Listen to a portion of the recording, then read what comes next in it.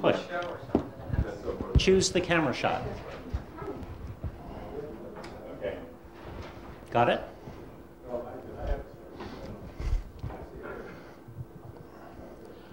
Good morning, everyone. We're here for the June 2018 PI General Meeting, and I'd like to welcome Bruce Brown. Roy Wagner has the temerity to be away. He's traveling somewhere. But as I said in one of the messages I sent, the good news about that is we're likely to be regaled with wonderful photographs at some point with his travels. Anyway, I'd like to now turn it over to Bruce for our continuing PI Q&A. Take it away, Bruce. Thank you. Okay, so who's got Mac or iOS questions? Gabe. I'll start. I'm just curious about feedback on iOS 11.4. My iPad and iPhone are nagging me regularly to install them. I've read some things that say don't, but I remember Lawrence's advice that said do. And so I'm torn between do and don't. And while I have the microphone, let me just take a mini survey. A lot of you know I'm with APCUG, which helps groups like the PI, and APCUG has arranged discount purchase on a necessity. This is a 50-pack of cable tags. You can label cables so that you know what they are. And I mean, I'm a Windows guy, so my Windows computer is just a rat's nest behind it full of cables. But my understanding is that sometimes even Apple people have cables. And so this 50-pack normally goes for 20 bucks. It'll be for 15 bucks, it'll be a group purchase. Somebody in the group will aggregate purchases, send in one order, get back one shipment, and then distribute them. So I'm just curious how many people would be interested in buying for 15 bucks 50 cable tags. Maybe. Okay, a couple. Well, that's good enough. So thanks. Now you can tell me about 11.4. Does everyone have Gabe's email address so we can do this? I'm not the contact for it yet. This is just preliminary. I'm still working out some of the details with the manufacturer, but eventually I'll come back, and what I hope is somebody else will volunteer to handle the purchase. So this was just a survey of interest. So you're not actually selling them yet? Not selling them yet. Okay. I haven't worked out all the details on placing the order. Good. Okay, so question is to upgrade to iOS 11.4 or 11 or not.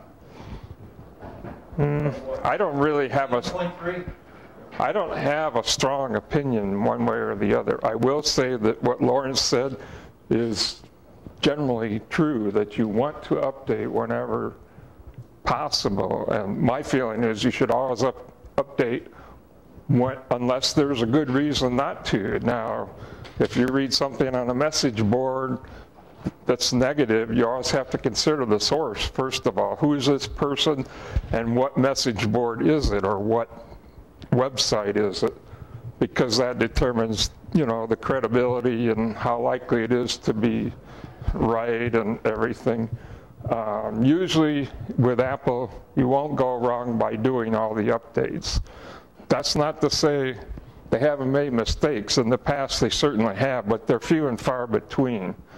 I really can't say strongly one way or the other, but if you're kind of on the fence, I would go ahead and do it if you're otherwise okay with that. Okay, I think what I'll do, I'll update my wife's iPhone and see how that goes. Between my wife and I will just say we have 4 iOS devices, 2 iPads like this, and 2 iPhone 8s like the one on my belt.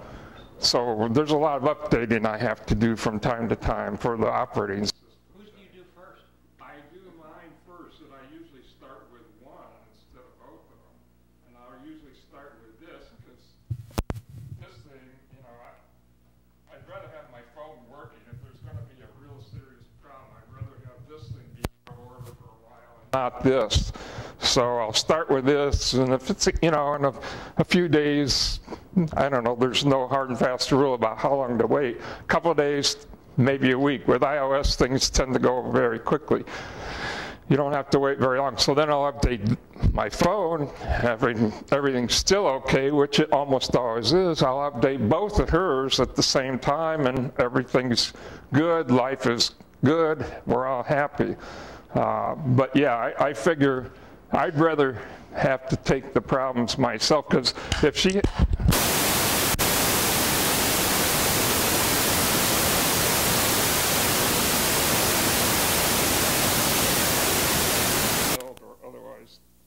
to clip this thing, and maybe I could just set it on the table. How's this thing?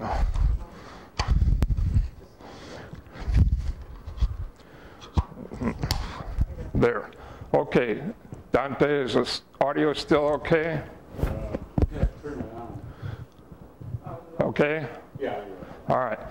Anyway, I figure, well, if something goes wrong with one of her devices, I'm the guy that's going to hear about it, and I'm the guy who's also going to have to fix it anyway. So I might as well experiment on myself, not on my wife. And if everything seems fine with mine, then I'll update hers. Usually that's not a problem. And if it is, and I'm not seeing the same problem, then I have to stop and think what's different between the two systems, the two iPads or the two iPhones or whatever it is, or is it just something she did, you know, that she doesn't understand? Because she's not computer illiterate by any means, but she's also not an enthusiast or a person who's had a lot of computer experience on the job or otherwise, so she's kind of in the middle there. So anyway, that's a long-winded way to say, I would say with iOS, if you don't have any doubts or a really good reason to not update, that you should just keep your stuff up to date. Rather than message boards, these were articles. These were, you know, credible articles, credible media saying just here's some issues. But and I'll probably take your Lawrence's advice and do it. The other thing that one of the very knowledgeable people, his name is Robert Amitai in the West Coast group I was in before moving out here to the East Coast, would always say, and he's completely correct about this, is that, you know, there's always going to be people who post negative things, but hardly anybody posts when things are working right. If you've had your iOS update at 11.4 or whatever it happens to be at the time for a week and it's working perfectly, are you going to go on a message board and post and say, hey, my iOS update's working perfectly? No, most people that post are people who are having gripes, complaints, or just some simple problem. So it tends to, when you read the post, look out of proportion. So in other words, if there's 10 people posting negative comments, there could be 1,000 or 100,000 that have no problems whatsoever and just don't bother to post that everything's okay. So you kind of have to think about that. Okay, I think that's probably enough for that. Any other Mac or iOS questions? Yes, sir. Wait for the mic, so speak up so I can hear you. Oh, I forgot about this. Testing. Okay. I have an iMac that I've lived with for years. Mac Keeper is starting to insinuate itself into... I'm having a very hard time hearing you. Somebody will have to repeat the question. All I got out of that was iMac and Mac Keeper, but... Okay. Or maybe stand up or come down to the front or something. I have to talk louder. Okay. I have an iMac, and Mac Keeper keeps sending me a bunch of ads. Does anybody have information about whether that's something I ought to just get rid of or use or what? Isn't Mac Keeper the one that's actually malware or something? No, don't call it that. Don't call it It's not useful. Not useful. Right. Okay, that's all I need to know. The thing about these third-party cleaner programs for your Mac is you really don't need them. Apple's really taking care of what little there is to do, and beyond that, there's nothing really more that you need to do or that any third-party Mac app needs to do. So, no, so I would say, do you already have it, or you keep getting ads for it and you don't know what to do? Ignore the ads. Yeah, but every once in a while I get an image of some sort on the screen, and it's up upper right hand corner. So at least you have to go to the trouble and tell it quit or X out or something. Just to get rid of it. It keeps coming back, so you have to keep Xing it out. Clear the history. Somebody had a comment? Bruce, I think I see that sometimes from websites that then throw ads up. Yeah. I think everyone can hear me without this. I think they can, yeah. I can hear you. Gotcha.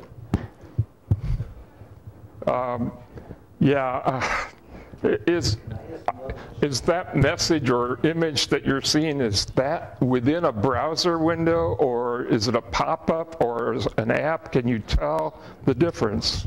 It's a pop-up but it's coming from the website, so it has to be something. So maybe you just need to disable pop-ups in your web browser.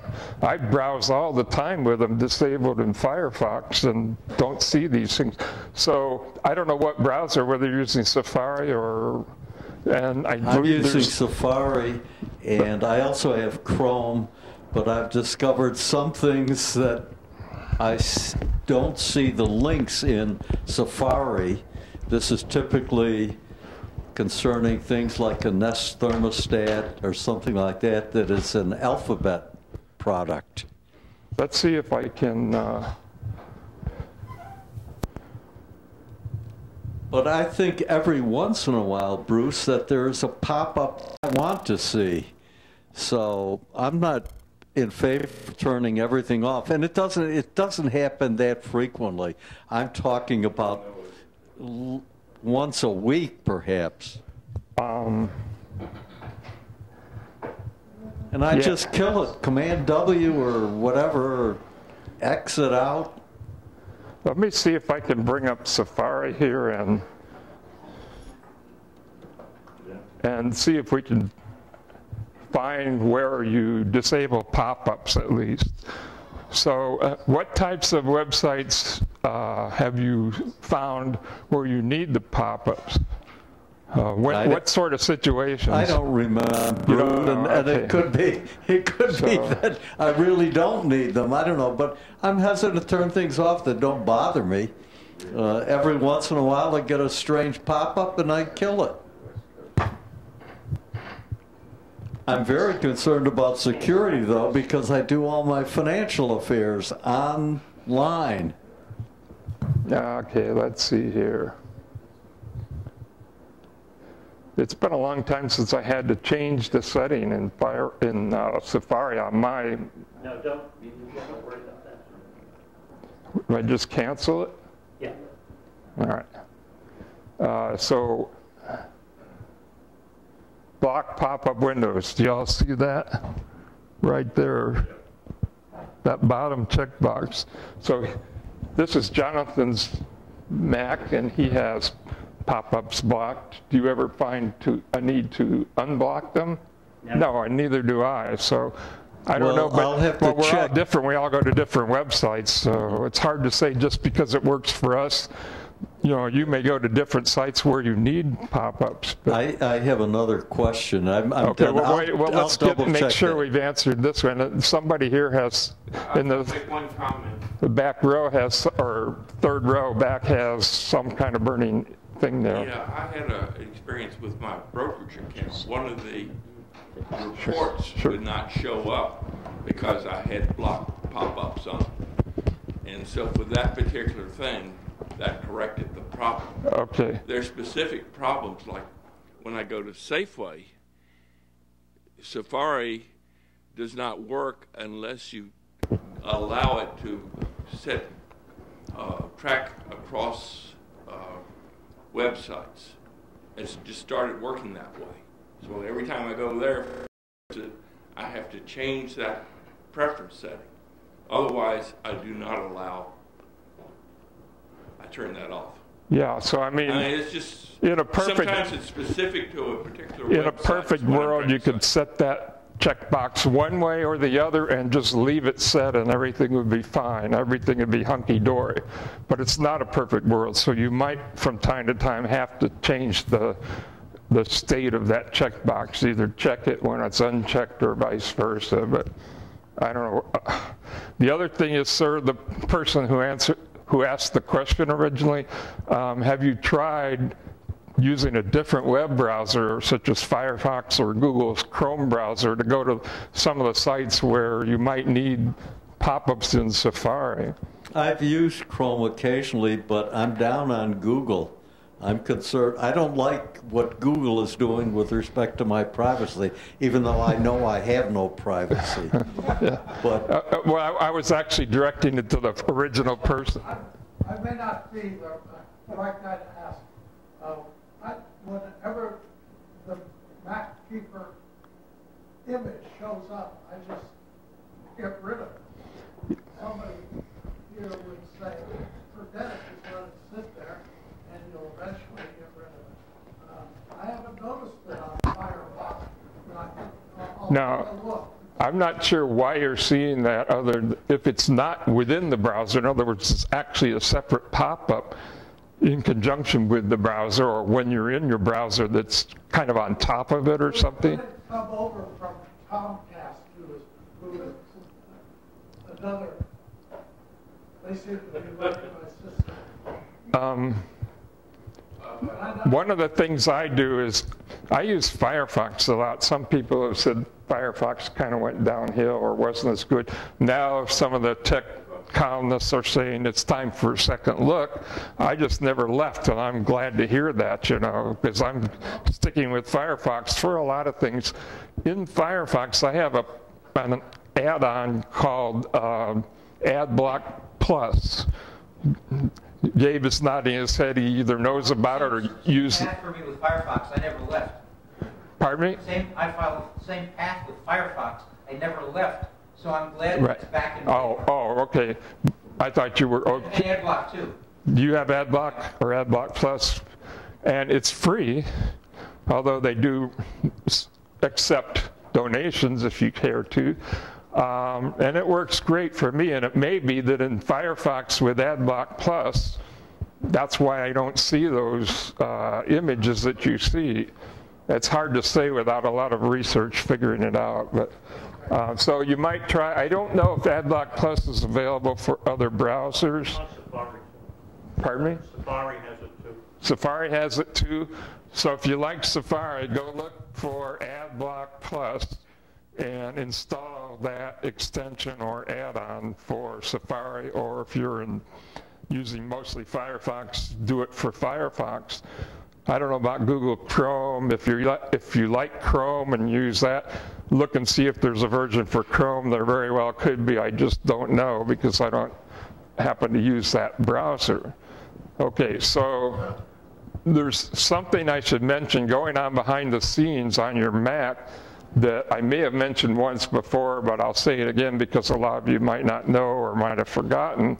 There's a thing called XProtect, and it's Apple's, I guess you could call it a push, not push notification, but a push system where when you're connected to the internet, they will occasionally update some very important, mostly low-level malware things. And they have XProtect is an anti-malware piece of software that's built into the Mac operating system, and it works at a fairly low level. You don't have to do anything special. There's a way to turn it off if you really, really need to in the system preferences, but I'd advise most people never to do that. And you might, I could show you sometime. I probably don't want to take time now, but I'd be glad to show everybody how to get to that. And you can actually look. It updates itself automatically, and you never know when or how often it's updating. It's automatic, and that's actually a good thing because Apple uses this only for the most egregious, the most severe types of malware, things that they know nobody wants and that are really bad stuff. So, but you can, if you know where the file or files for this are, you can go in and look at them without modifying or hurting anything. And you can look at the date of the last modification and see when it was last updated by Apple. And if you watch that date, you know, a week or a month later, eventually it'll up, you know, the date will change. And you'll see, oh, Apple must have pushed out an update. And it all happens seamlessly in the background. So.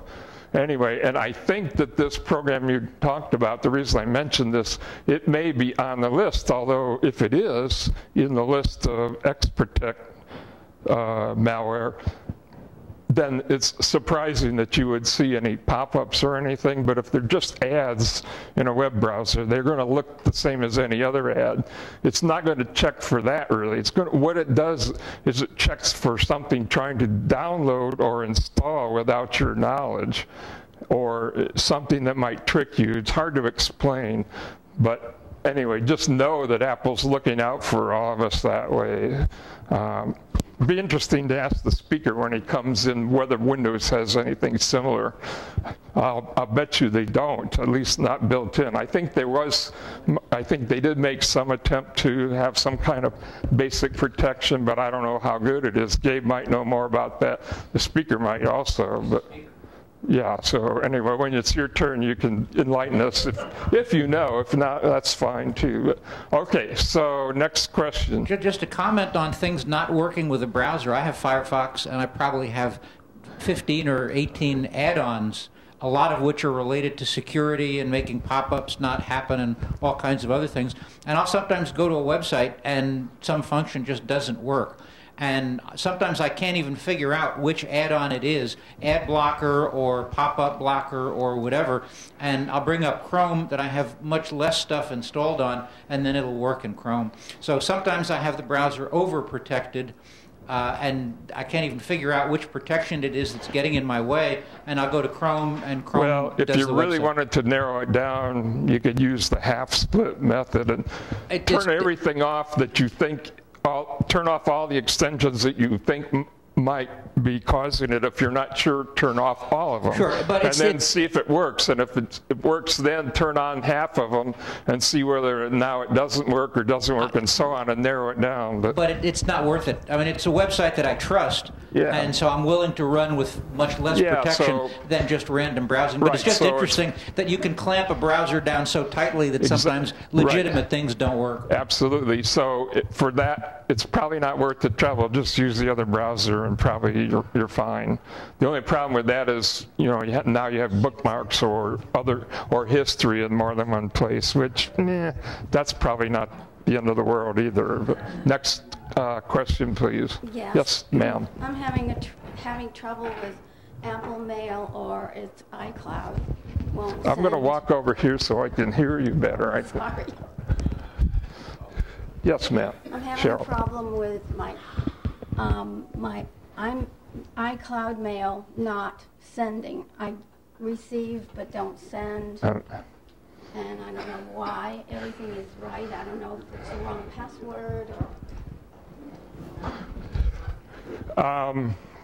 Yeah, that's email problems. Remember Lawrence Chambers, who used to do the Q&A, hated email problems. Guess what?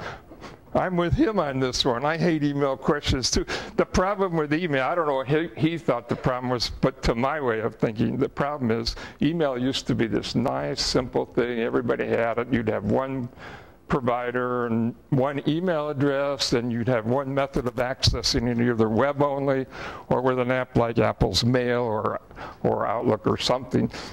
No, now it's gotten very complex. People forward stuff from one email address to the other, so it's gotten pretty complex to analyze. This is probably beyond what we could troubleshoot here. One thing, check the outgoing. Where can we troubleshoot? Yeah. Well, a couple of pointers, things you can do are go to app. Let me go up here first of all. Jonathan, can I open your mail on this thing? Or is it even set up? It is. And will it be okay? Bruce. Bruce. Look behind you. I thought I had it. All right.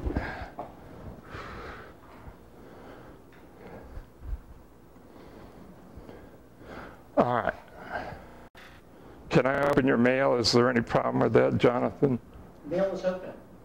Oh, it is? Oh, okay. Well, so much the better. All right. So there's Jonathan's mail. Hope there's nothing too sensitive here. One thing I want to show you that's a troubleshooting tool most people probably don't know about is look here on the window menu. There's actually two things. One is activity, which is activity monitor, actually.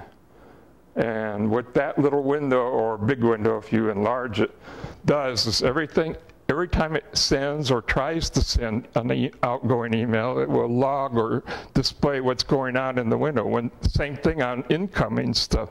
So you can just open this anytime you want and put it out to the side. Usually it will float above all the other windows in mail. If you have a message open, for example, in its own window, this should be above it. But if you move it over to the side so it's out of the way, you'll be able to see what's going on. It might help, it might not, but at least you'll see if it's trying to send or not. There's a lot of things that can go wrong with email. Now, there's this other thing here called Connection Doctor. Now, watch this. It's already dynamically doing things. See those little green LEDs here on the left column? Those are all indicators that show the status of those attempts to send or receive mail or to connect to a mail server for the purpose of sending or receiving. And Jonathan has all kinds of email accounts. This is actually good that we use your machine and not mine, because I don't have nearly this many. And you can see it tells whether it's an IMAP or SMTP account, all this sort of technical stuff, which you might not be able to understand, but you might be able to narrow it down. If you open this window, down in the lower right here, see it says log connection activity and show logs. And again, if you show the log, there may be a lot of stuff you don't understand, but some of it you might kind of get some idea. And then show detail just makes more detailed. Instead of just on the right where it says connection and login to server succeeded, it'll be broken down a little more in a little more detail. What are you clicking on up there to pop up those windows? I'm sorry, what was What are you clicking on to pop up those windows? How do I get this? Open Apple Mail, see there? I can't see it. Okay, I got it. I don't know why that thing is. Oh, it's off the screen to the edge. The overscan. Well, shoot.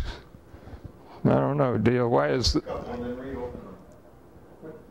All right, but if up in the top above, there's the white menu bar along the top of every Mac. The window menu. Right, and if you click on the window menu, you get this drop-down menu, okay? You all see that. And, you know, there's the usual things, minimize zoom and all that stuff. Some of it's common to a lot of programs, some is unique to mail. But down there, on the window menu, these two things are what I'm trying to call your attention to: activity or activity monitor and connection doctor. What I'm talking about right now is the connection doctor. We can actually close this or not, or move it out of the activity out of the way. But let's put this over here. We click on show detail. Then you get this window down at the bottom, and I'm going to have to see if I can bring this up. About 10 more minutes, Bruce. All right. And now if you hit check again, it'll go out and check all those servers again, and with show detail turned on, you'll see all that stuff go flying by in the bottom. Sometimes it'll hang up on something and it'll be a message that's helpful.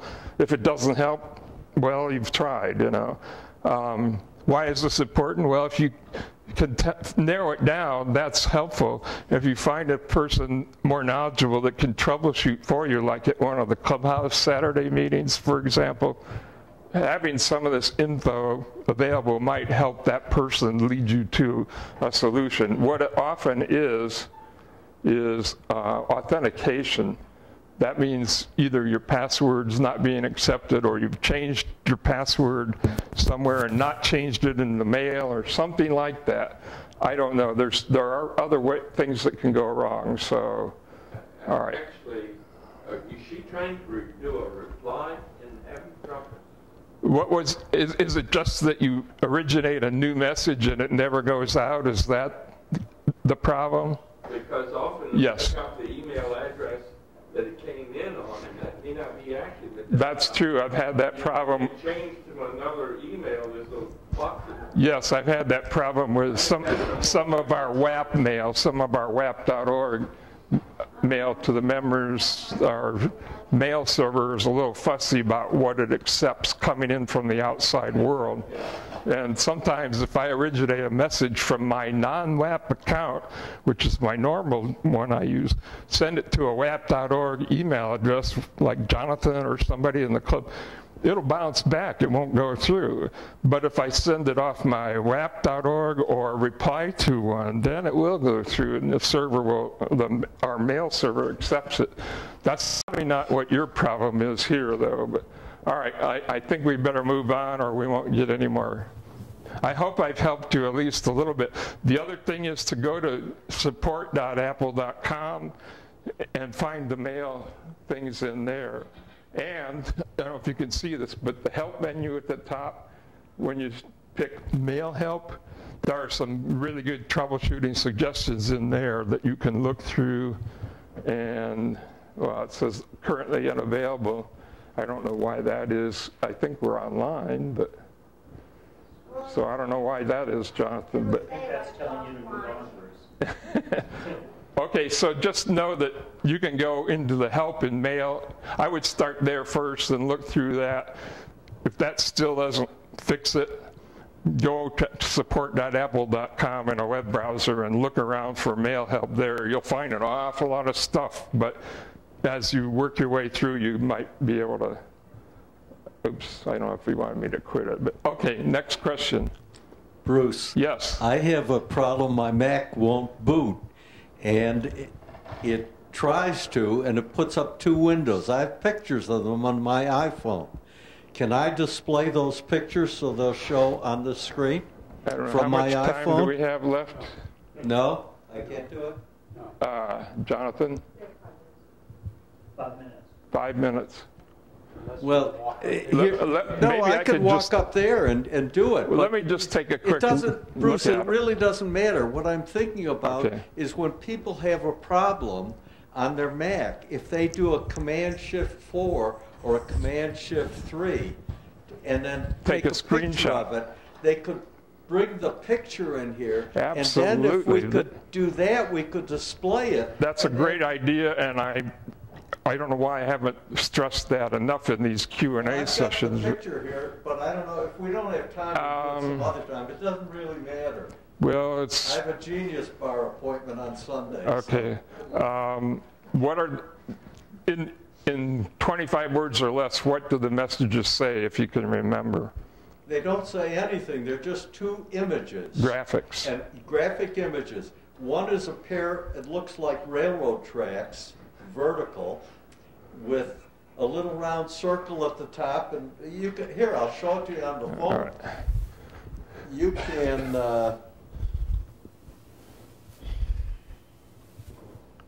they're the two pictures. That's the first one slide. Sorry about that. Whoops. You see it? Oh, it looks like a...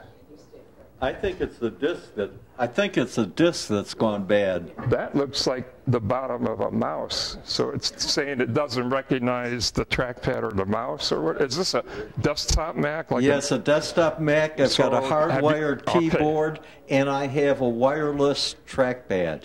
Okay, unplug the trackpad. It's not plugged in, it's wireless. Well, all right, is it Bluetooth? Yes. Okay. Move it out of the way, out of range. I can turn it off. It's got an on-off Listen to me. Take the trackpad far away so it can't be connecting. get yourself a wired USB mouse, beg, borrow, or steal one. Plug it in and see if that fixes the problem. If it does, you've narrowed it down. You may just need new batteries in your trackpad or something. I've replaced the batteries in my trackpad. That's about all I can do right now. You're telling me something very important, because if I can get a mouse that's wired, then maybe that will solve the problem, and I don't have to schlep a 27-inch iMac. It's hard to see that little image on the phone, but it looks to me like the bottom of a mouse or something, if that's what it's supposed to be.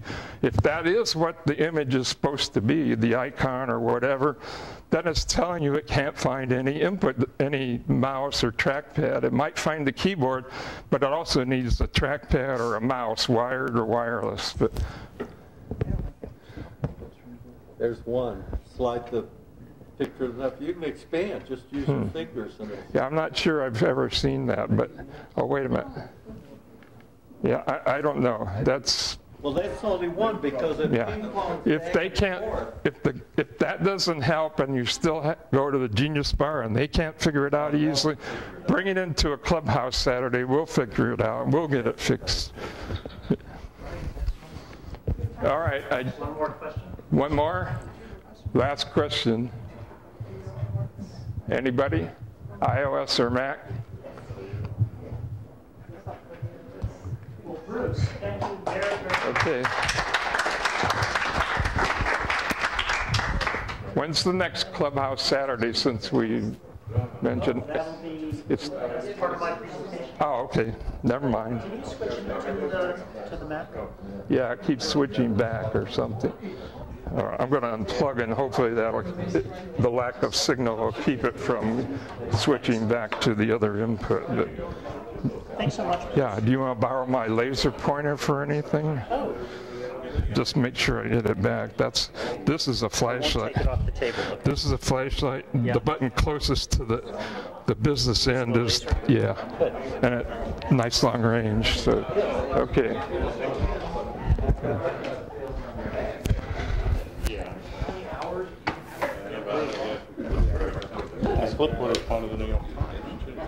Oh.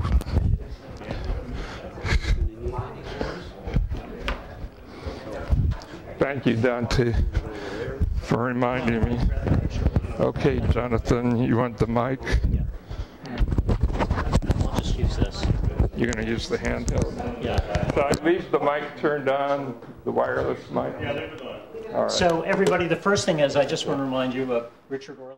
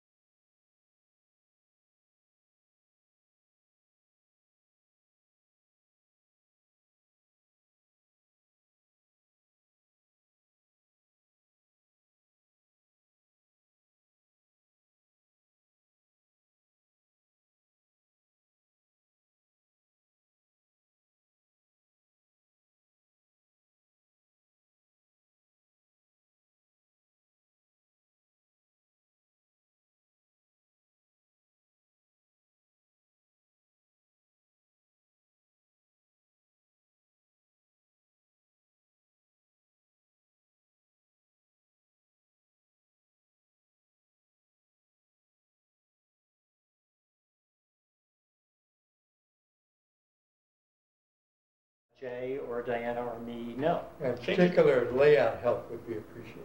Change it to bite the pie. Huh? Bite the pie. Bite? Bite the pie. No.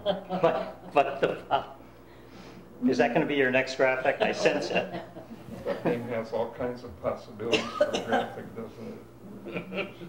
Both of those. Okay, the next thing I want to talk about quickly is the July schedule. So we have a clubhouse Saturday on the 7th, afternoon learners on the 12th, another clubhouse on the 21st, and the general meeting on July 28th, back in this space, will be a great one. Rob Peguerero, all of you know Rob Peguerero will be coming back. So I think it's worth mentioning that next Saturday we're dark. We have nothing, you know. Yeah, look at the PI calendar, because this is something that Brent and I are really trying to make the last resort to be sure you know when the actual PI meetings are.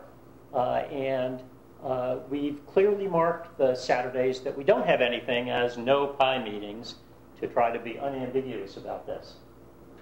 Anyway, at the general meeting in July, Roy Wagner will be back, and so we'll be doing a mobile life sig, a pizza lunch or a hoagie lunch, and the mobile life sig afterward. So mark your calendars, because Rob Peguerero is just terrific, as he's the most irreverent of the core of technology people. And I just love that he's willing to say what he thinks is good and bad about all of the major actors. He's also good for a lot of tchotchkes and swag, too. Because he's a freelancer and has nothing to lose. He tends to bring a lot of swag back. Right, like I'll USB message him because drives you and stuff. mentioned this, and I'll ask him if he has any good swag from the CES Asia conference that he just came back from. He goes to CES Asia, I think it's in Shanghai, and so we'll see what good swag he has from that. And upcoming schedule. So right now, the August general meeting will also be here, and that will be a remote meeting via Skype or some other method with Bob Levitas.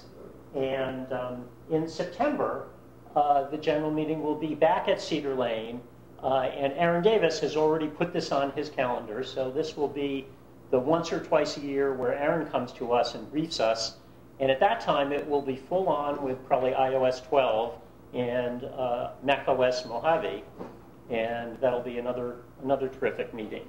I wanted to thank Gabe for ceaselessly introducing me to people that he comes across. I think all of you know that the way we had the May meeting with B.J. Mendelson all started with Gabe, and Gabe introduced me most recently to a really interesting young University of Maryland professor who we are going to try to probably do a combined Pi and Patux meeting with later in the fall. And Bruce and I have talked about him doing a session at one of our afternoon learners. Two-step security, two-step authentication came up. And these days, that might be a rich enough topic to even devote, a whole meeting to. So Bruce and I will be talking about that. I wanted to ask. Some of you may know that Brent Malcolm, who's been doing all our bookkeeping, is in serious rehab from surgery and really had to back off from that. Is there anyone in the group who could help the Pi with bookkeeping services? If this is something that you could help with, please let me know. Right now, I've been trying to recruit a time bank member of mine in Silver Spring to do that. And Raju Tanapi, who's our Pi treasurer, has wonderfully agreed to carry on in that role. But what we need is really all the tremendous bookkeeping help that Brent had been doing. Does anyone have any questions or suggestions? Jay? Parking passes. Oh, do you have park? So approach Jay for parking passes. Bruce? Do we actually get Levitas confirmed then? Yes. Yay! But you should tell people who don't know who this guy is, because he's kind of a big gun in the Well, in macworld. the years past, Bob actually came to Washington and did professional education, tutorial meetings, and the Pi promoted these, and many Pi members attended. I mean, this was a big, big deal. Now he's sort of in the give back of wanting to promote, his ebooks and his classes. But I guarantee that if we are able to interact with him for even an hour remotely, we'll come away with a lot of really, really useful stuff. He's also written quite a number of Mac-oriented books too, such as I think it's OS 10 for Dummies or Mac OS 10 for Dummies, OS 9 for Dummies, and all kinds of other books on the Mac.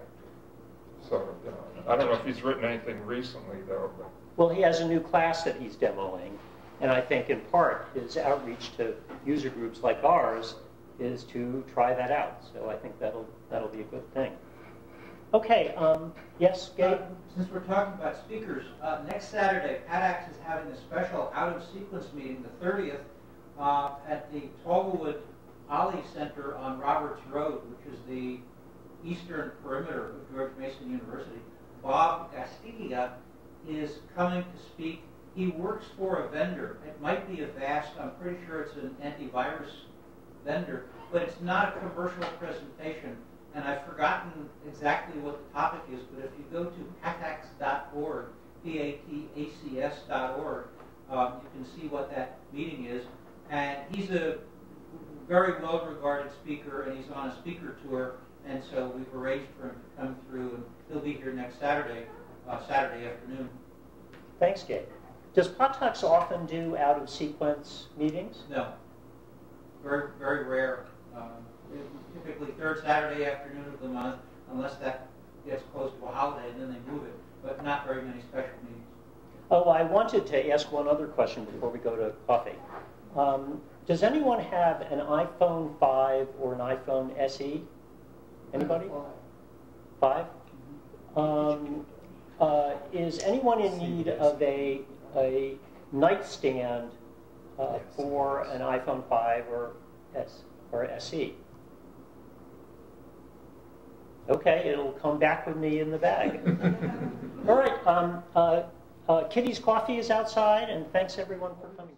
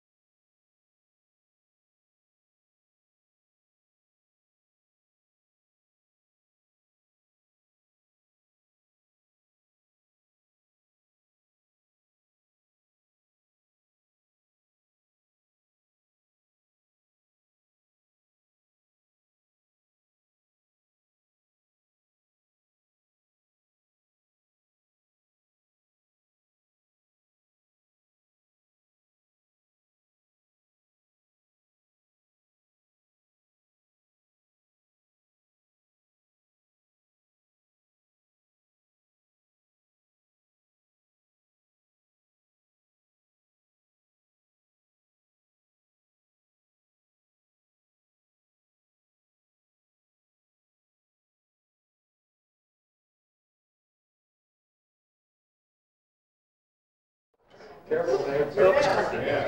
Folks, can we all settle down?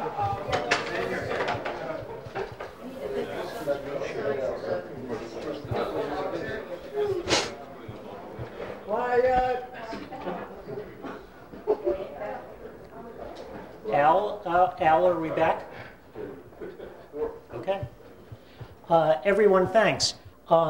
We're delighted to have Lauren Garson here today, and Lauren has a long bio, but I just like saying he's a chemist, he's a bicyclist, he's a technologist, and we're just delighted to have him here at the Pi. Goodbye. Thank you very much.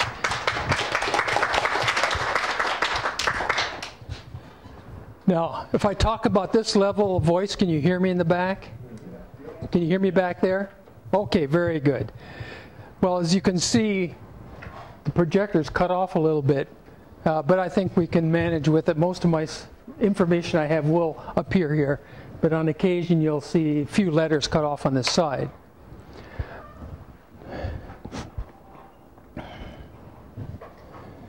Let me start off with just defining a couple terms that I'll use so we keep things straight. When I'm talking about PCs, I'm referring to computers that use Microsoft Windows.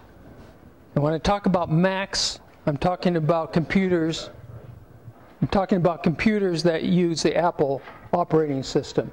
Hopefully I'll keep those two distinctions. Both of these types of machines are personal computers. So PCs refers to personal computers of all types, but I'll try and use that terminology. Linux. Unix. So just so you know, I haven't used a Windows machine now in 5 years, so I'm getting quite out of practice with it. That's not what the group said the last week when I talked to them. Windows 7 was the last OS that I used with Windows. And I have no knowledge of Windows 8 or 10. The reason I switched to Mac is because our hardware at home was getting quite aged, and Windows 8 was the dominant operating system at that time, which had pretty poor reviews. So I said, well, we'll switch to Apple for a while. Now, I've had 40-some years of computer experience. I started off with a machine called Alpha Microsystems. That was in the late 1970s. And then for quite a few years, I used various versions of Unix on various types of machines. This was through the 1970s and 80s and into the 90s. I started with DOS. That was about 1980 sometime. I don't remember exactly when. DOS originally was called QDOS, which stood for Quick Dirty Operating System. I started with Windows 2.1. That was about in the late 1980s. And the first time I used Apple computers was with System 7, and that was in the early 1990s. So I've had all kinds of stuff. And the reason I mention this is because I want you to understand I have no emotional attachment to any operating system, nor to any hardware. I've been in and out of all these different things, including IBM mainframes for a short period of time. So Macs are better, PCs are better, or is it PCs are better, Macs are better? Reasons PCs are better than Macs, reasons Macs are better than PCs, and oh, by the way, these are hot links to information. They're either where I got statements from or they're supplementary information, but those are hypertext links in the PD, in the file. Don't switch from Mac to PC. Advantages of switching from PC to Mac. The reasons why I switched to a Mac. Why I switched from Mac to Windows. Apple is dead, switching to Windows. Windows user, life is good with Apple. So you kind of get the picture. This isn't going to stop, certainly not with what I'm talking about today. This really got going when IBM launched the personal computers in 1981. And it's been going on forever since then. This presentation was a challenge to prepare for a number of reasons. First of all, there's a lot of BS written about this issue, and I'm not talking bologna sandwiches here. It just took a lot of time to sift through what is a lot of nonsense and a lot of opinions. There are three markets for small computers. There are the consumer market, which is us, And here purchase price is very important. The user interface, which most users view as the operating system, although there's a whole lot more to the operating system than just the user interface. Software availability is what I want to do available in some software. Support. And probably the biggest single determinant of what you use today is what you used for your first computer. Most people who use Windows stick with Windows. Most people who first use Mac stick with Mac. But there are exceptions like myself and probably some of you. There's the business market. And here, support is very important, both for software and hardware. Training is a big issue. Legacy systems have a huge impact on what corporations will do or don't do. Because when you replace the system, that leads to disruptions, which leads to lower productivity, which costs money. And businesses are in business to make money. Businesses look at the total cost of ownership and return on investment. Consumers like you and I don't. What we look at is the price of buying the computer initially. Businesses look at it in a much more systematic manner. Then there's the education market, the K through 12. Universities act much more like businesses, but not entirely so. But for education, price is a big factor. Schools typically are always out of money or never have it. Security is a big issue for schools. Training is important for faculty, not so much for the students. By the time they get to high school, they know a lot more about computers than the faculty does. But with little kids, you have to show them a little bit how to use it. Support is an issue, of course. I'm only going to mention a few things about the business aspects of this, but just a few things. As far as education goes, I've said all I'm going to say. What I'm going to focus on is the consumer market, which is you and I. And furthermore, I'm going to focus on laptop and desktop computers. I'm not going to talk about tablets or workstations or servers, mainframe computers, quantum computers, supercomputers. I'm going to talk about laptops and desktops. I'm not going to make direct comparisons between Mac OS and Microsoft Windows, because that's a whole other topic. It's actually, the discussion operating system per se is, if you were to add Unix with it, this would make a very nice undergraduate course in operating systems. There's a lot of commonality between PCs and Macs. Both are mature operating systems. Both have good graphical user interfaces. Both have solid backup software, which even today is still really very important. Of course, it's unimportant until something really goes bad, but then you really need it. Microsoft Office runs on both environments. Adobe software, which originally only ran on Macs, is available in both environments. And there are other software packages that run equally well in either environment. There are certain common file formats that both systems can use. At this time, both environments use Intel CPUs for the most part, but there is a rumor flying around that Apple is going to start manufacturing their own CPUs by 2020. Well, we'll see what happens there.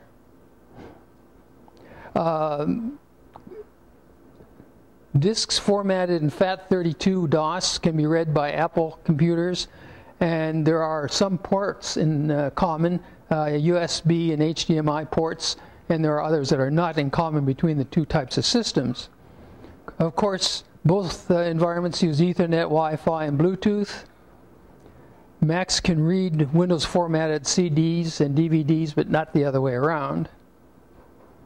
And many peripherals can be used in either environment, although Apple computer users have to be a little bit more careful because there are some that just don't work right with an Apple computer. If you look at the major brands last year, HP, Lenovo, and Dell captured 57% of market share.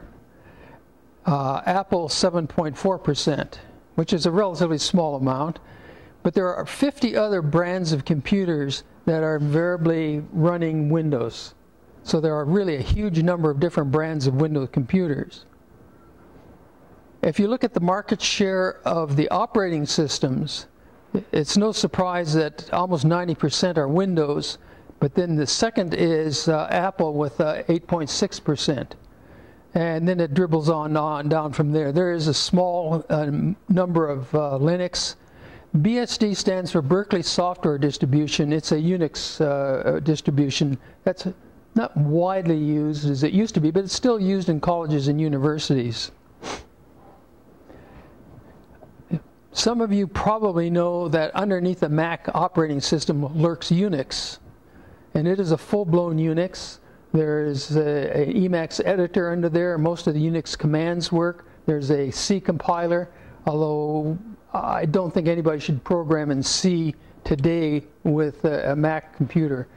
Swift with Xcode is really the way to do it for a whole variety of reasons. Now, comparing PCs and Macs is like a political or religious debate. It's which is best. There are facts, of course. There are disagreements over facts. And in today's political environment, there are alternate facts. There are conflicting opinions. There are uninformed opinions. There are many disparate apple and orange comparisons. And if you notice in the footnote, I said kumquat and prune comparisons to avoid using the word apple in that context. And there are emotional attachments. There are really deep emotional attachments, much more in the Apple community than in the Windows community. I've never heard anybody say, I really love Windows. Now, here's a genuine Apple fanboy. Imagine getting a tattoo on your chest of the Apple. What do you think are the prospects for him switching to a Windows machine? Invariably, the first thing that comes up, at least in the Windows community, is price. And I will tell you, making price comparisons is extremely difficult because it's almost impossible to find two machines, an Apple machine and a Windows machine, that have identical hardware. I'd go so far as to say it's impossible. And let me explain why. There's obviously incomparable hardware components. One machine will have a solid state drive, another will have a hard disk drive, which will make a huge difference in price and performance, of course. Then we have the CPU. Intel has 4 families, i3, i5, i7, and i9. And within each of those families, there are several different CPUs, to say nothing of AMD. So finding, again, 2 computers with the identical CPU is a real challenge. And then you bring in the graphical processing unit with 4 major manufacturers, NVIDIA, AMD, Asus, and Intel. The chances of now finding 2 machines that are identical are almost 0. And then you throw in different types of memory, although most today use DDR4. Even if you have identical hardware to compare, you get different performance because of different operating systems. So this is really very, very difficult. But I've made an attempt, as you'll see. So are Macs more expensive? You have to keep in mind, Apple does not compete in the low-end computer market. There's no such thing as buying a new Apple computer for $200, $300, $400. They just don't compete there. So the answer is yes and no, and it depends. So I'm going to explore the it depends part here, and you'll see. So how much does a middle-of-the-road iMac cost? So this is a 21-inch iMac with a Retina 4K display. You have a choice of 2 CPUs, choice of 8 or 16 gigs of memory, 4 choices of storage. So when you look at these, the price ranges from $1,300 to $2,200. The average Mac sells for $1,320. So right away you can see there's no low-end equipment here.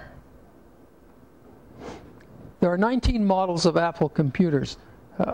Apple is sometimes criticized for not offering enough variety of computers. Well, with 19 different computers, models, and within each of those models you typically have 4 to 6 alternatives of components. That makes over 100 different computers you can construct. And I suspect and would say for a consumer market, a choice of 100 different configurations of a computer is probably enough. And what I'm going to focus on are laptops and desktops. And in the case of laptops, there are 7 different models, and with laptop 7 and with desktop 6. And you can see the price ranges there depending on how they configure. The iMac Pro was introduced last December and ranges from $5,000 to $13,000. This is not a consumer grade computer. This is a workstation. The Mac Pro is now obsolete, I think. It's 5 years old. There hasn't been much done with it.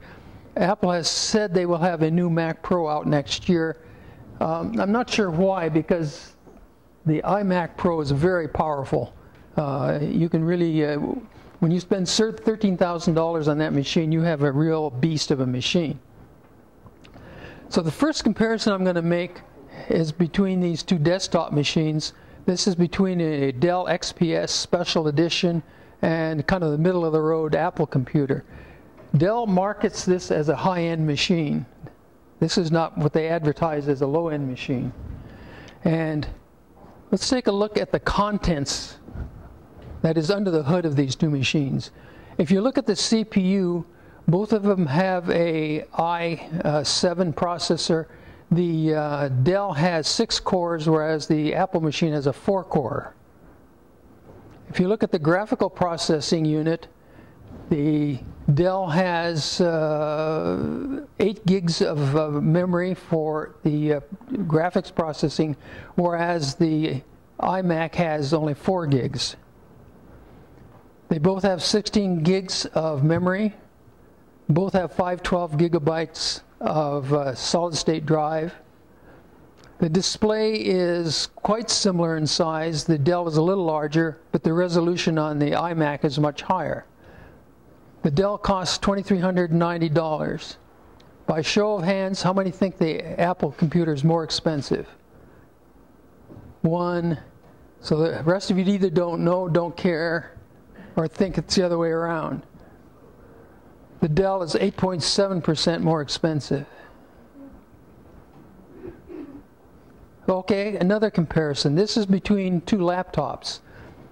The HP machine is sold as what they call a workstation, whereas again this is a high-end laptop for Mac. So these are both high-end machines. So again, looking at the components, the CPU, both have i7 machines. They're quite similar. The difference with these 2 machines is the graphic processing is done by the CPU on the HP machine, whereas the iMac, not the iMac, I'm sorry, the MacBook has a separate card for graphic processing. Both have 16 gigs of RAM. Both have 512 gigs of solid-state drive. The displays are almost identical in size, but again, the Apple machine has a higher resolution. With ports, there are a lot more and different variety of ports with the HP machine, with 4 Thunderbolt ports with the MacBook. But of course, you can buy dongles to hook up various types of apparatus through those 4 ports. The HP machine weighs almost 6 pounds, and the MacBook weighs 4 pounds. The HP is $2,336. How many think the Mac is more expensive? About half of you. Yeah, about 11% higher. One more comparison. These are 2 all-in-one computers. The HP is a high-end, according to their marketing, and this, of course, is a middle-of-the-road Apple iMac. Okay, looking at the CPUs, they both have i5 processors, although the clock speed on the HP is somewhat higher, although at the high end they're both 3.6 gigahertz. The HP does not have a dedicated graphic processing unit, whereas the iMac does. Both have 16 gigs of RAM, both 256 gigs of solid-state drive. The displays are almost identical, and in this case the resolution is the same. The HP is $1,530. Want to take a vote again? Higher? That's the Apple higher? Everybody's higher. The HP is 2.1% higher. However, I looked at the price a week ago, and the price was 3.6% higher than the Apple machine. So in 1 week, there's been a price change in that HP. But again, there's not a huge difference in price. So when somebody tells you that Apples are 50% higher or 100% higher, ask them to look under the hood and see what the components are, because that is very telling. So are Macs more expensive? My opinion is around 10% maybe, but I wouldn't want to defend that very carefully. It depends. Like I said very early on, you have to look under the hood to see. Now I want to take up two issues with regard to businesses. This is a company called Jamf, J-A-M-F. This company provides Apple management services, software, and other services to businesses. So they are in the Apple tent, if you will. They point out, according to their experience, that with the total cost of ownership, PCs are more expensive than Apple computers. Now when I looked at this, I thought, this is an Apple company, and they didn't give any real numbers, so I'm a little suspicious of this. Here's a company called IBM, which you may have heard of somewhere along the line. They are adopting Apple computers wholesale. Over a 4-year period, these are the savings they predict over that 4-year period, depending upon which MacBook replaces which Lenovo laptop. It ranges from $273 to $543. Now IBM has no stake in PCs or Macs. They're going to get what is cost effective for them, among other features, of course. IBM started in 2016, and they were deploying at a rate of 1,300 Macs per week. There are about 380,000 employees in IBM. This is a big company. When they surveyed their employees, 73% of their employees want Mac as their next corporate computer. IBM Japan requires a justification if you don't get an Apple computer.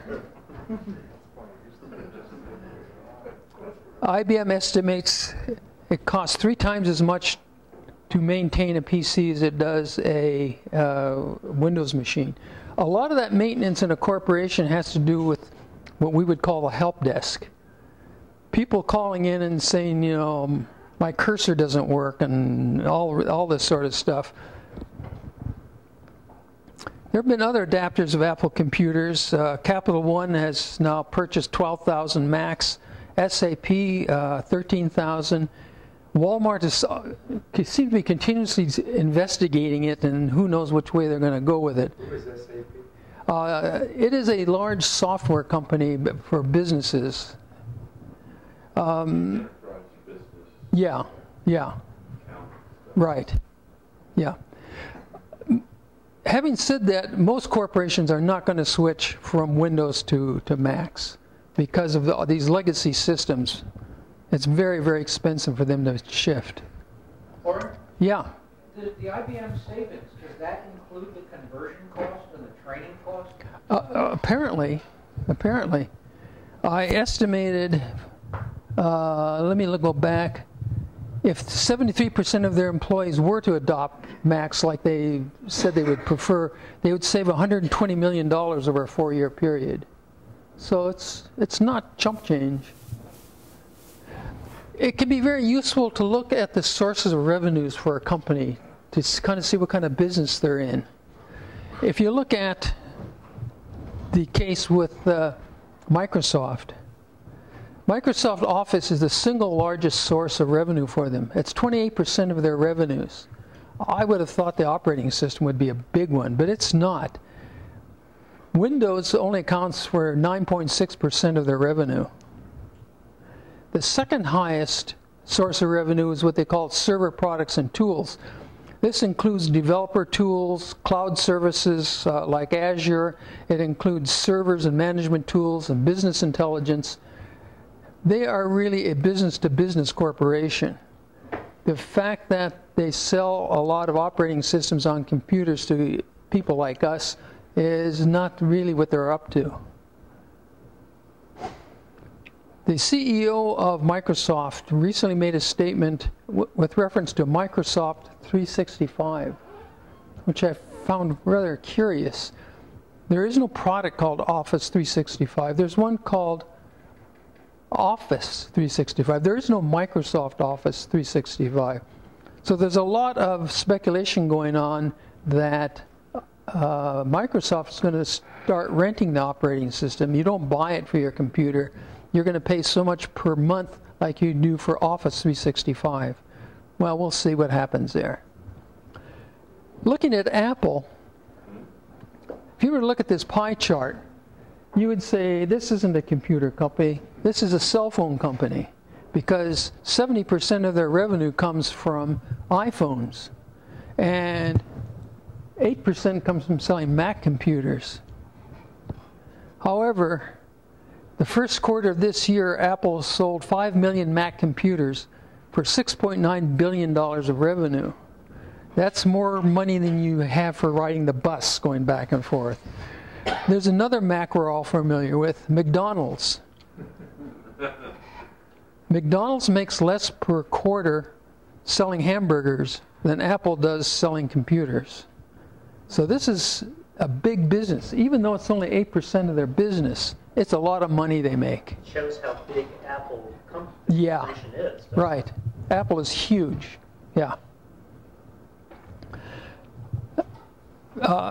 Phil Schiller is a senior vice president for worldwide marketing of Apple. He's one of the executives. He's the super salesman. And it's interesting to see what some of the things he said.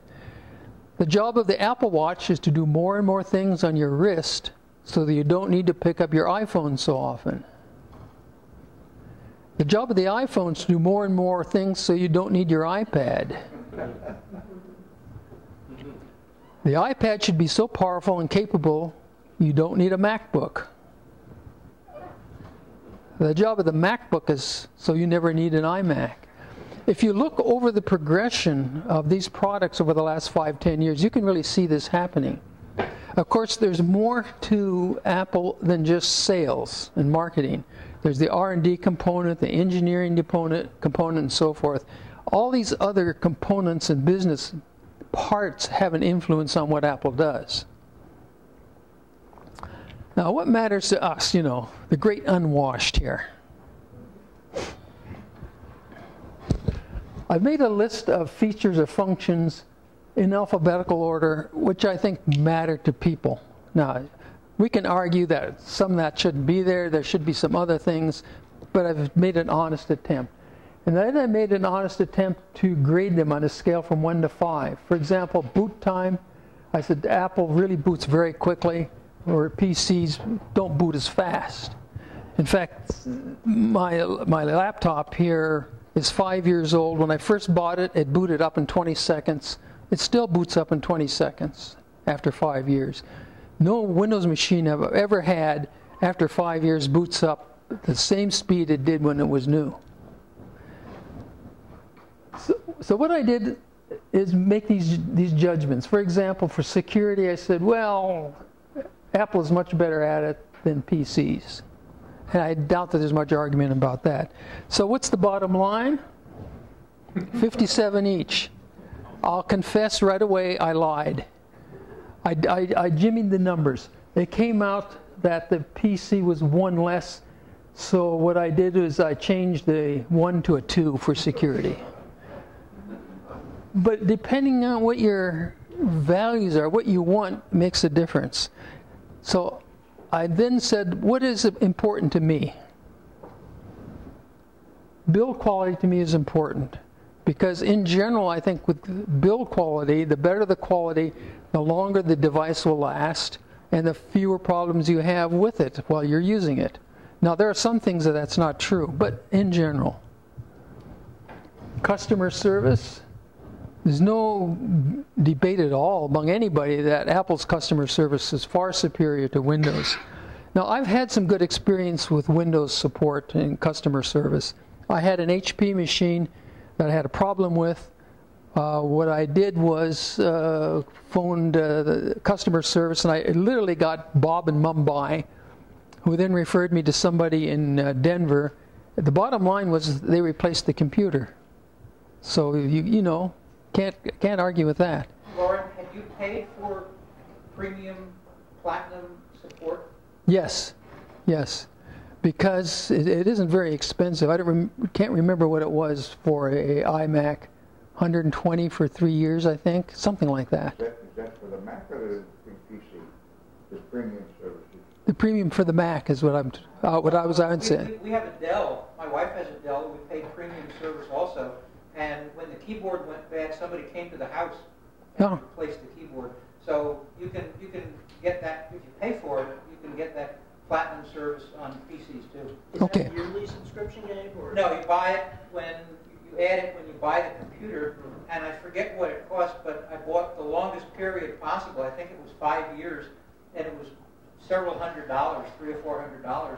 But it's paid for itself. One was the house call to replace the keyboard, where it was a simple process, but I wasn't going to do it. The guy came and was probably not there for more than 20 minutes. He knew just how to pop it out and put it in. And the hard drive was on the way to slaking, and so I didn't want to replace the hard drive. So there were a couple of different ways that I could have done it. I could have sent in the computer, didn't want to do that. I had them send me the new hard drive and had a shop that I work with do the replacement and the imaging. But again, that was all on that premium support level with no deductible, no limit on how many times you can use it, having paid maybe $400 for 5 years on a laptop. With the iMacs, I don't remember the cost. I thought it was around $110, $120, something like that for 3 years maintenance. Performance is important, but regardless of the system you get, you can buy the performance. Security is an issue, certainly. The reason it's in gray is because it's a very gray topic. How do you know when you have enough security? Yeah, I mean, you just can't quantify this. There's no doubt, I think, that the Apple computers are more secure just natively because Unix is sitting underneath there, if for no other reason. User maintenance is an issue. We have 3 computers at home, 3 Mac computers now, and I'll talk a little bit more about maintenance, but it is much less with an Apple computer. I'll give you some details a little later. On the touch capability, I'm curious why PC got a 3, where it seems to be binary. Either you'd be 0 or 5. Either you have it or you don't. What can I say? You can make up your own values if you wish. I'm sure there are other things we might want to quibble with. Now, there are advantages to PCs and there are advantages to Macs, and let me read through some of these. With regard to PCs, there are many choices of hardware. There are, 55 manufacturers of equipment with all kinds of types. So you can get a highly customizable system, and there are companies that will build a system for you. You tell them what you want and they'll get the components and put it together. It's relatively easy to upgrade hardware in PCs. I've replaced disk drives, power supplies, other components. It's not a big deal. There's a wide range of prices and quality, and like most consumer goods, the higher the price, the better the quality. Not always, but generally. There are many third-party repair businesses. You don't have to take your HP that broke to HP. There are all kinds of companies around that'll fix it for you.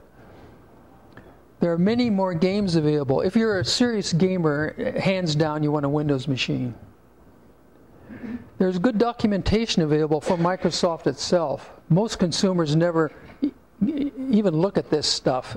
You have to buy it, it's expensive, but there are many volumes of it. And there are many books and magazines available, although the number of publications is certainly going down. There are disadvantages to PCs. Generally, there's poor after-sales support for the consumer market.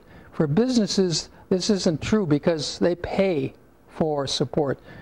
In the business, if they have a relationship with Microsoft, they pay $7 per user per month for Windows. So they're renting Windows in that case. Windows operating system is not optimized for any specific hardware. Obviously, you can't do it. Software updates are from multiple sources. I've already mentioned that Windows itself may become a rental object, although that remains to be seen, but I think most Windows users would regard that as a disadvantage. Macs have advantages. The operating system is optimized to the hardware because it's all one company. There is excellent after-sales support. I'll tell you about one issue I had. When I just got this laptop, I think I had about 2 weeks, I started getting error messages on the solid-state drive. First there were a couple, then there were dozens, and then there were hundreds, just error messages. I called up. Now I hadn't used a Mac for a number of years. I didn't know what to do.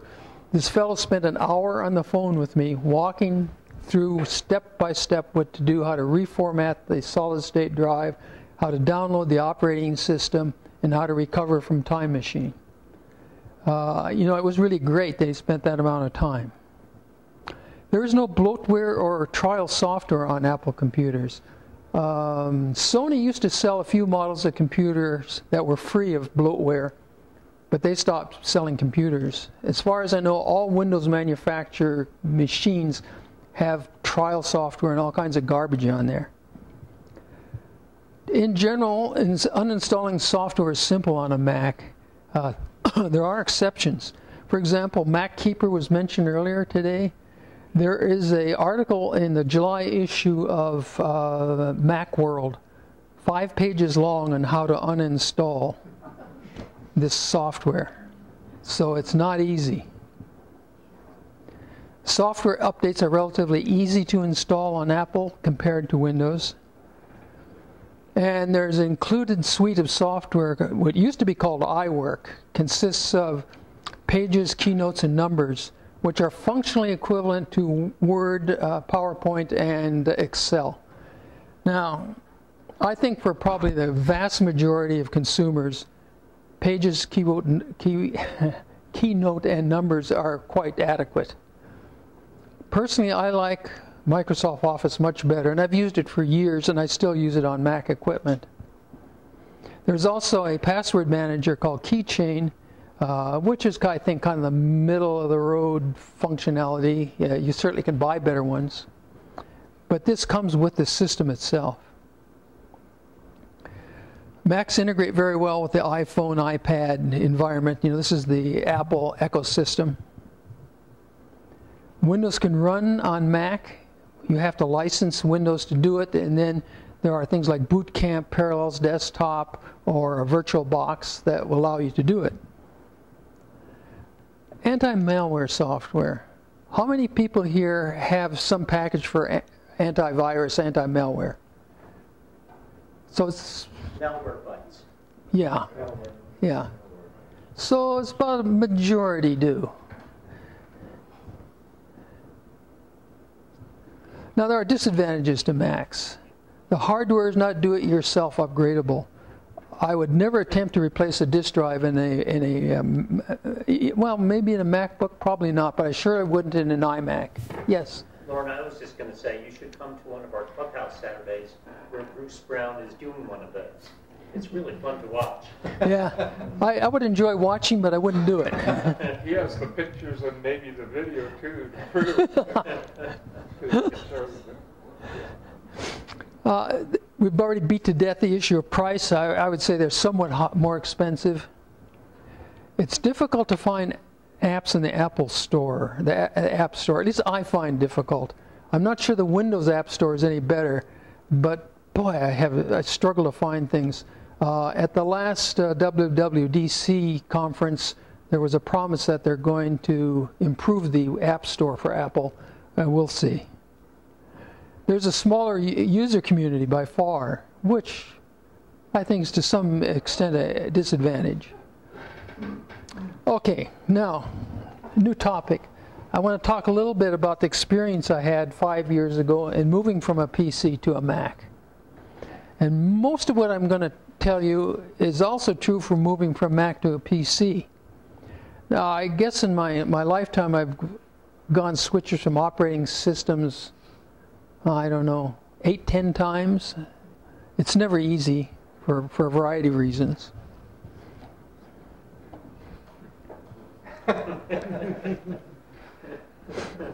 Need I say more?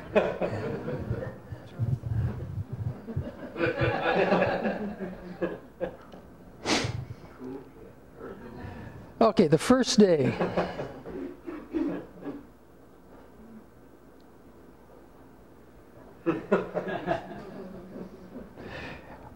This doesn't go on just for one day. This goes on for several days. You know, it's a real pain in the neck. There's just no question about it. After a week, yeah, 2 weeks, and then 2 to 3 months.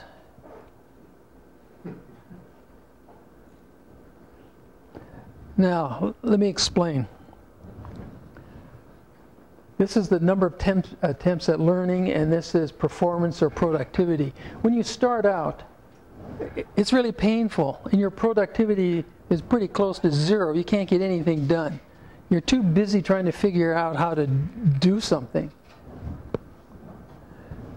And then with my experience in this particular transformation, after about 3 to 5 weeks, you're still in a real steep learning curve. It still takes a long time to learn things, but your productivity is about in here. The worst case I had of this is when I was switching from the Alpha Micro system to Unix.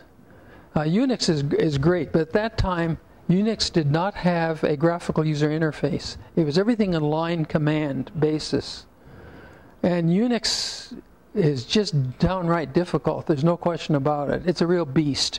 So the transformation from that system to Unix took a whole lot longer than this transformation. And then after 2 to 3 months, you know, your productivity is pretty well up to where it was before you made the switch. But you never really quite get there. You know, this approaches 100% asymptotically. And by the time you're up here, things are changing both on the Apple computer as well as the PC. So it just sort of fades out. Now I'm going to a comfortable working level in this transformation. The transfer of Microsoft Outlook data to the corresponding Mac apps was painful. And of course those are mail, calendar, contacts, and reminders. Virtually in any conversion of one operating system to another, the biggest hang-up is data transfer. It's just awful. There's no other word for it. It certainly is better than it used to be. Today, most data, or a lot of data, are kept in relational database management systems, and you can move fairly easily. Yes? A couple of quick questions. First, how long ago roughly did you transition from Windows to Mac? 5 years ago. Okay, and second, when you did that transition, did you set up a system that runs on a brand new Mac the first time you turn it on to move your files and stuff? I didn't have trouble moving files as such. The trouble I had was the data that were in Microsoft Outlook. There's no way I know of to move the data out of Outlook into these apps on the Apple machine. I finally struggled through it. I've figured out ways how to do it, but if you were to ask me how I did it, I can't remember. When you first turn on the Mac, you get this nice little animation and music, and then it goes into some questions, and that's called the setup system. Yeah. It doesn't say that. Maybe it should, but it doesn't. But that's what it is. And there's a point in there where you can choose do you want to bring in stuff from an old or from another computer? And if you say yes, then it breaks it down from another Mac or from a Windows PC. Yeah. You pick that. Right. It will help you. And Yeah. Did you do that? I did that, yes. Okay, Yeah, good. I did that. But the problem was still trying to get the data out of Outlook Yeah, that's, into these apps. can be an issue. Yeah. Learning the new Mac applications, that is the mail, calendar, contacts, and reminders, took some effort. It wasn't horrific, but it took some time to get used to them because they're quite different than from Outlook. Microsoft Office was a wash. They aren't exactly the same on a Mac as they are on a PC, but they're pretty close. And the files are obviously the same. I found most Mac apps easy to learn. Backup I thought was wonderful. Boy, Time Machine, it didn't take me more than 2 minutes to set that up. I've struggled with various backup software on PCs that drive you crazy. I don't know, again, don't know about 8 and 10, how the backup is there, but I suspect it's somewhat improved. The lack of Apple documentation I found annoying. This is probably a carryover from Steve Jobs, who insisted that anything Apple is intuitive and you didn't need any documentation. Google became my best friend in this case. I found information there. And Apple does have a site where, they have a lot of stuff, but trying to find the right thing can be difficult. And going through Google turns it up pretty well. That's why the third-party people have really stepped into that. Yeah, yeah. So, 5 years experience with Macs, we've had no hardware failures. Nothing is broke, not even the mouse. We've had, I think, a total of something like 3 to 6 system crashes. Now, system crashes are different in the Windows world. You get what's called the blue screen of death. And when it crashes, it really lets you know. What I consider a crash on an Apple computer is the keyboard doesn't work, the mouse doesn't work, the trackpad doesn't work. It just sits there and looks at you, in which case you reach around the back and push the power button. And as I say, as best I can remember, we have something like 3 or 6 of these crashes on 3 machines in 5 years. For Apple Care, I think we've had something like 4 to 6 calls. The one major one I talked about, and the others were just kind of minor things that I called for support on. Excellent service. 5 major operating system updates, 1 per year, and I listed it's 30 to 40 minutes each. That's not 30 to 40 minutes of my time. It's 30, 40 minutes waiting for the update to take place, and then entering a password here or there, pushing this and pushing that button. It's very straightforward.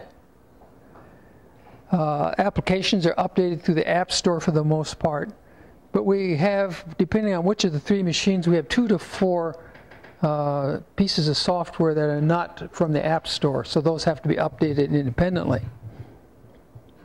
Office 365 updates 4 to 8 times a year, and I think this year it's going to be more than 8 times. They have fairly frequent updates, but they've all gone smooth. I haven't had any trouble. Overall, I would say it saves 70 to 80% of the effort in computer maintenance with all these updates and so forth. So that has been really nice. Now, no one has stopped speaking to me. Gabe can tell you a story about a fellow at 8. Why don't you relate that story?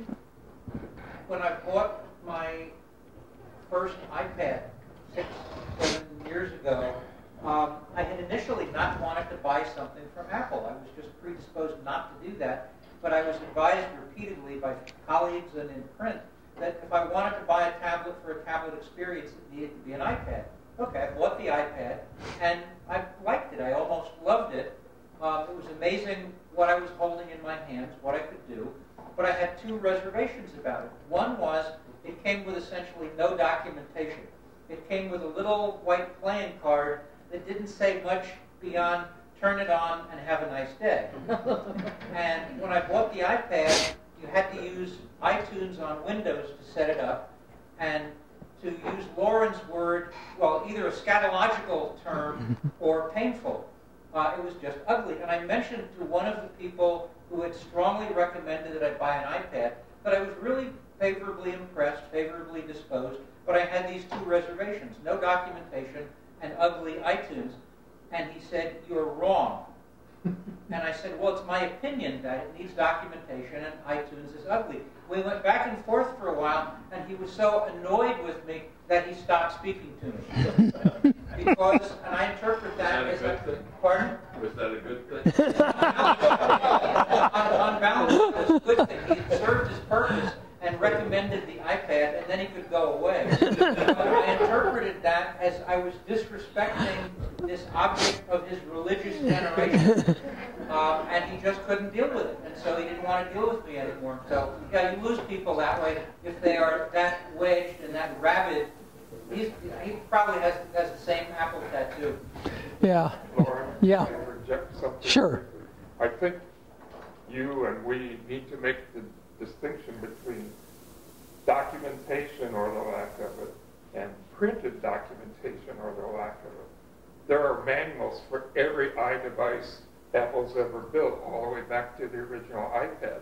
They're just not in printed form. You just go and you download it, and nowadays it goes into the iBooks store or iBooks thing, and they're all free. You just have to know to do that. They should put that on the card, and it may be, but if it's not, it ought to darn well be on that little playing card. I agree with you, and in fact, I've downloaded all of those. But like Lauren, I've moved through many different phases of computing and spent most of the time in mainframes. When you didn't have a manual, you didn't have a bookshelf, you didn't have a bookcase, you had a room full of printed manuals. And many times it's much more handy to have printed manuals than online, and I'm spoiled, and so I expect that with technology. And real quickly, the other problem with that is if your computer is broken and it's your only computer and the manual for that computer is on the computer, it's catch-22. Yeah. You're going to read the manual. Yeah. So nowadays it's not such a problem. We all have multiple devices. You put the manual on at least two of them, including the one it goes to and one other one, and you're all set. Yes. You hit it with that last comment. It's the Apple environment that I'm buying, and I'm staying there forever. And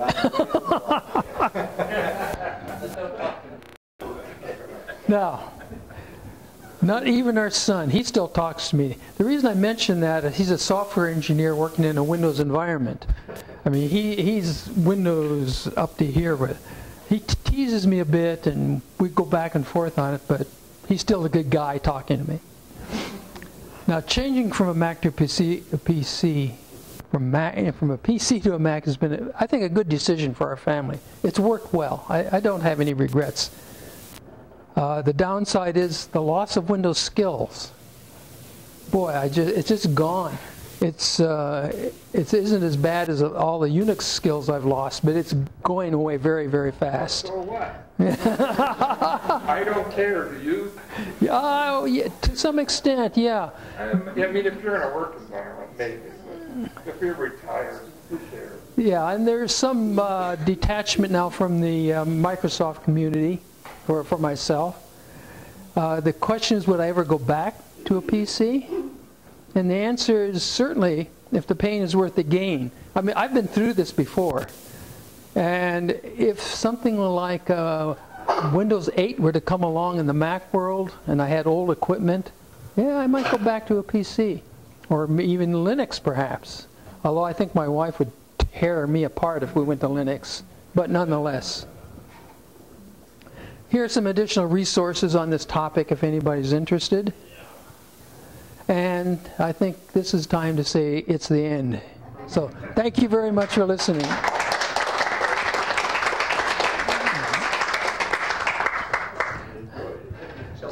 Other questions? Yes. what did you use to prepare that presentation? PowerPoint. PowerPoint. Yeah, PowerPoint. I much prefer PowerPoint. I think PowerPoint is much richer in functionality. than Keynote.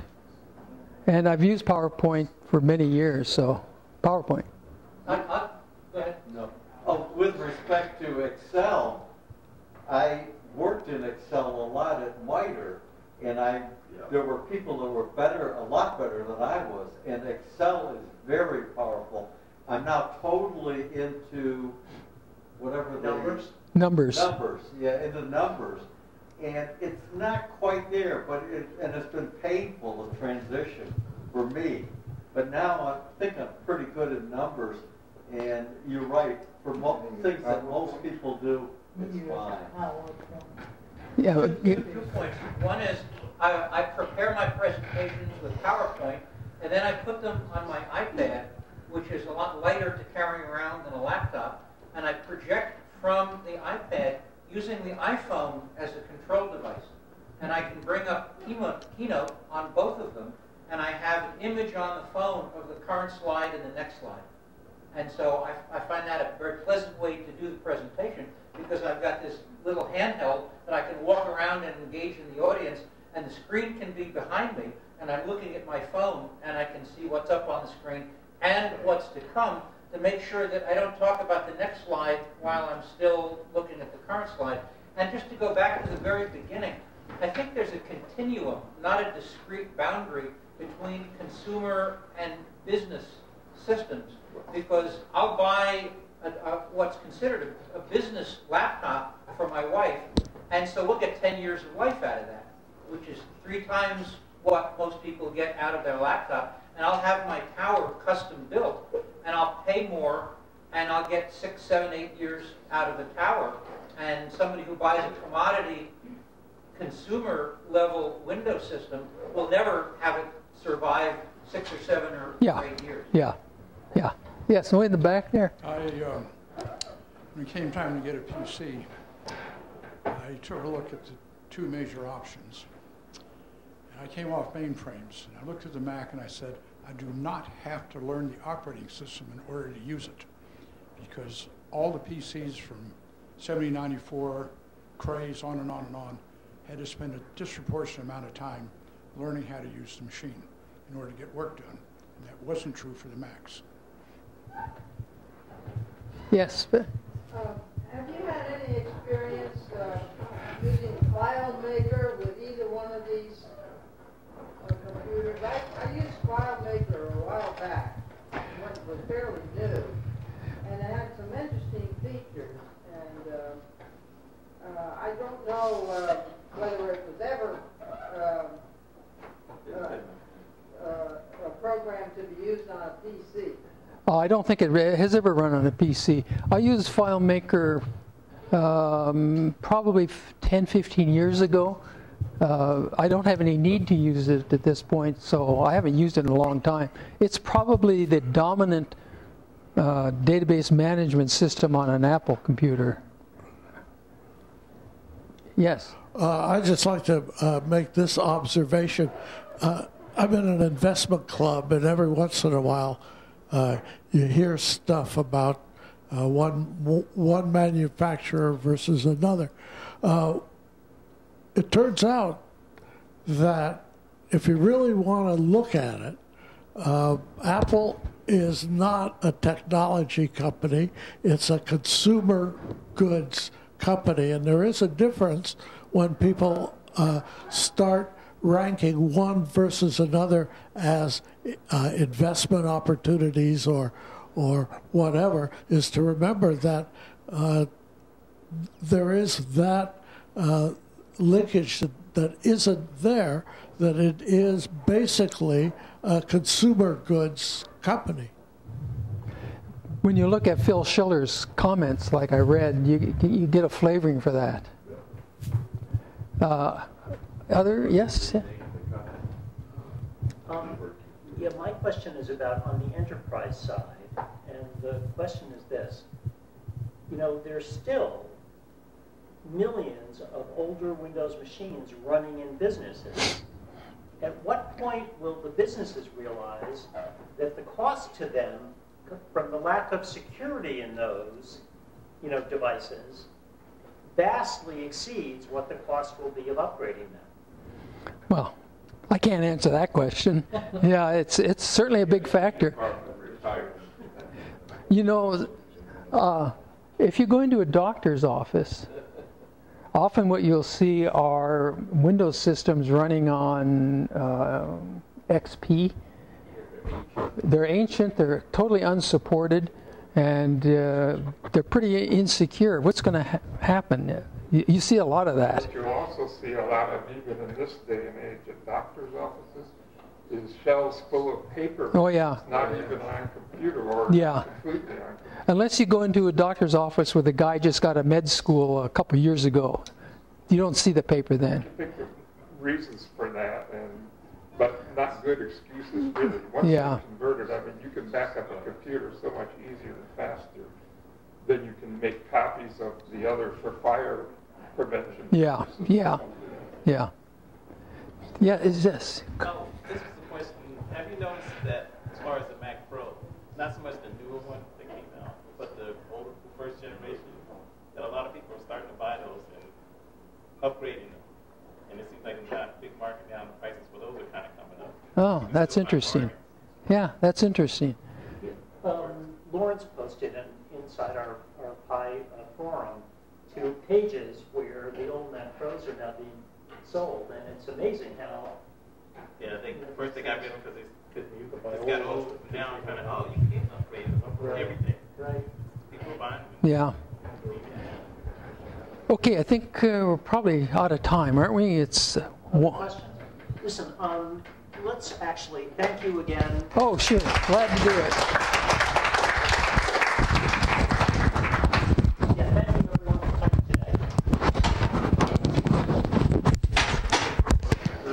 That was excellent. Thank you for coming. Oh, yeah. Glad to do it.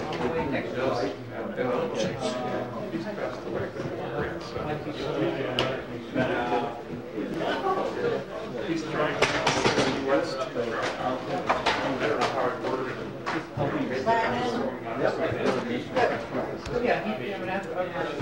Thank you for supplying